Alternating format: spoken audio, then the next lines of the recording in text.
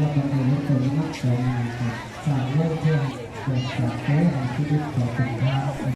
หมอต่อมาก็มีอีกเรื่องการจัดทานังสีคำนองเรื่องของพ่อบ้านโน้ตข้อหลังเรื่องบอกว่าใครทำการเป็นเรื่องที่ทำเป็นนี้จะได้นำสิ่งนั้นส่งกันไปดีหมอต่อมาก็มีเรื่องเกี่ยวกับมาจากบ้านของเราใช้เสียขาเรื่องของมาจากความดีสองถูกขอเอาคนดีก็บอกว่าเท้าจากที่เราอยู่นะเอาแล้วทำเลยเอาพอมาก็ได้เหยียบแก้ตัวกับทางที่กินก็ได้มาต่อทำกินเอ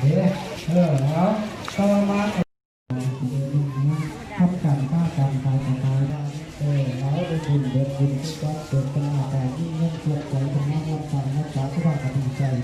ถึงแม้เราสาวพันกีสาธุพอมาก็มีแก้วแก้วอีกเป็นบรรดุจำนวนก็ได้บุญคือการบุญเป็นตัวให้บุญตัวไปจะมีผลการเป็นวัฒนาเท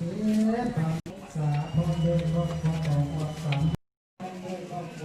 อยู่บ้านใจสักหน่อยเป็นความใจเราได้สาว